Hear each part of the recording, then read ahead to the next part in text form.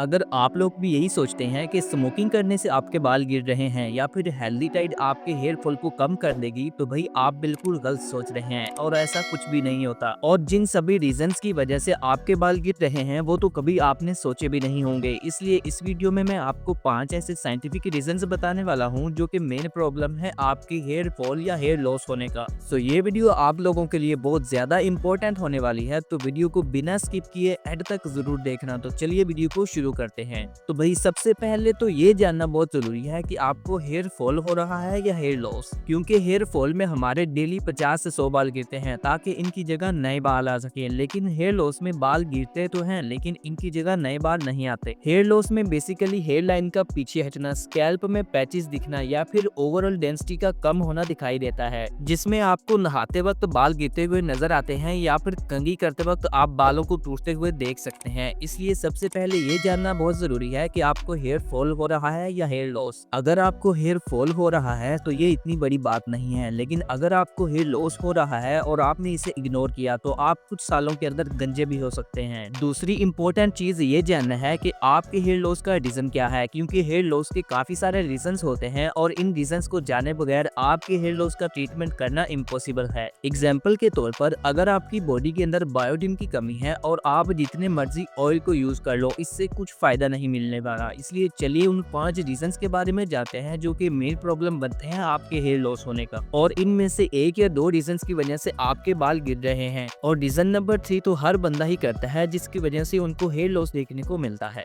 Reason number 1 है genetics. Genetics सबसे main reason है हेयर लॉस का। अगर आपकी फैमिली में आपके बड़ों में किसी को अर्ली बैलेंस हुआ है तो चांसेस हाई है कि आपको भी सेम इशू को फेस करना पड़ सकता है। इस प्रॉब्लम को मेल पैटर्न बैलेंस बोलते हैं, जो कि रिसीडिंग हेयरलाइन या फिर क्राउन एरिया से शुरू होता है। लेकिन ऐसा बिल्कुल भी नहीं है कि इसका ट्रीटमेंट नहीं कर सकते। इसमें बेसिकली एंड्रोजन रिसेप्टर को देखा जाता है, means 30% from your mother side and 30% from your father side, और बाकी का 30% आपके लाइफस्टाइल पे डिपेंड करता है। अगर आपकी फैमिली में दोनों तरफ के जेनेटिक्स स्ट्रॉन्ग हैं तो फिर तो कोई इशू नहीं है, लेकिन अगर आपकी फैमिली में दोनों तरफ के जेनेटिक्स वीक हैं तो फिर आपको लाइफस्टाइल पे फोकस करना होता है, like healthy diet, workout routine या फिर राइट ट्रीटमेंट को फॉलो करना। रीजन नंबर 2 है हार्मोनल इम्बैलेंस। हार्मोन्स हमारी बॉडी में केमिकल्स को कंट्रोल करने का काम करते हैं, जो कि हमारी ग्रोथ, मूड, एनर्जी, इवन हमारे हेयर ग्रोथ को भी कंट्रोल करते हैं। पहला हार्मोन है डीएचटी, मींस डीहाइड्रोटेस्टोस्टेरोन, और ये वाला हार्मोन हमारे हेयर फॉलिकल्स को श्रिंक करता है, जिससे बाल वीक होकर गिर जाते हैं, और इस प्रोसेस को एंड्रोजेनिक हाइपोशिया या फिर मेल पैटर्न बैलेंस बोलते हैं। दूसरा मेन हार्मोन जो हमारे हेयर लॉस की वजह बनता है वो है थायराइड। थायराइड बेसिकली हमारे थ्रोट में प्रेजेंट होता है, जो कि बाकी हार्मोन्स की रिलीज को कंट्रोल करता है। इसलिए किसी वजह से आपके थायराइड का रिलीज डिस्टर्ब हो गया है तो आपको फौरी तौर पर डॉक्टर से कंसल्ट करना चाहिए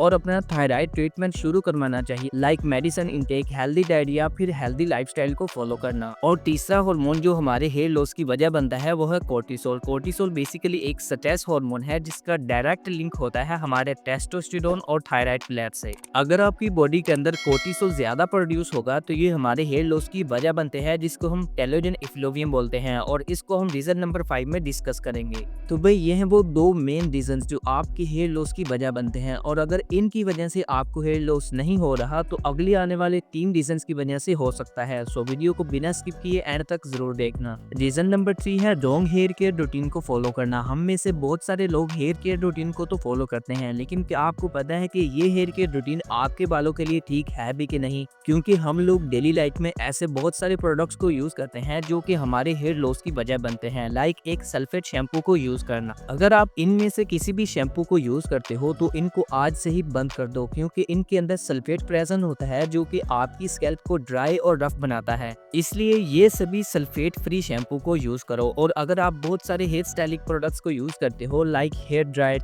हेयर वैक्स वगैरह, तो आप इनको भी आज से ही बंद कर दो और इनको सिर्फ इवेंट पर ही यूज करो। रीजन नंबर 5 है न्यूट्रिशनल डेफिशिएंसी। डाइट हमारे हेयर्स की फाउंडेशन को बनाते हैं और हमारे हेयर्स केराटिन से मिलकर बनते हैं, जो कि एक प्रोटीन है। इसलिए अगर आपकी बॉडी के अंदर प्रोटीन की कमी है तो आपके बाल वीक हो जाते हैं। प्रोटीन के अलावा iron, vitamin D, B12, zinc और ओमेगा 3 की डेफिशिएंसी से भी आपके बाल वीक हो जाते हैं। इसलिए अगर आपके बाल आसानी से टूट जाते हैं तो आपको डेफिनेटली न्यूट्रिशनल डेफिशिएंसी है। इसलिए आपको अपनी डाइट पर फोकस करना है, लाइक अपनी डाइट में दाल, paneer, nuts, green leafy vegetables और फ्रूट्स फूड्स को ऐड करो जो कि हमारे बालों की न्यूट्रिशनल डेफिशिएंसी को फुलफिल करते हैं। और आपको हेल्दी बालों के लिए हेल्दी डाइट के साथ साथ हेयर केयर रूटीन को भी फॉलो करना है। रीजन नंबर 5 है स्ट्रेस एंड लाइफस्टाइल। स्ट्रेस की वजह से हेयर लॉस होने को टीलोजन इफ्लूवियम बोलते हैं। और अगर आप भी पिछले 1-2 महीने से हैवी स्ट्रेस में रहे हो, लाइक एग्जाम्स, ब्रेकअप, इलनेस या फिर जॉब प्रेशर, और इसी दौरान आपको हेयर फॉल देखने को मिला है, तो ये क्लियर रीजन है आपके हेयर लॉस का। और इस सिचुएशन में आपके पूरे स्कैल्प से बाल गिरने स्टार्ट हो जाते हैं। और इसके अलावा lifestyle issues like proper sleep ना लेना, एक्सेस जंक फूड खाना, एक्सरसाइज ना करना और अल्कोहल को कंज्यूम करना भी आपकी हेयर लॉस की रीजन है। और इसका सॉल्यूशन सिंपल है, प्रॉपर स्लीप लो, एक्सरसाइज रूटीन को फॉलो करो और अपने स्ट्रेस को कंट्रोल रखो। तो भाई यही वो 5 रीजन है जो आपके हेयर लॉस होने की वजह बनते हैं। और इनमें से 1 या 2 रीजन की वजह से आपको हेयर लॉस हो रहा है और इनका ट्रीटमेंट कैसे करना है ये भी आपको पता चल गया है। इन शॉर्ट ये है कि अब आपको अपने बालों की केयर स्टार्ट कर देनी चाहिए। ये ना हो कि बाद में हेयर ट्रांसप्लांट के अलावा कोई ऑप्शन ना बचे। सो वीडियो अच्छी लगी हो तो वीडियो को लाइक करके चैनल को लाजमी से सब्सक्राइब कर देना।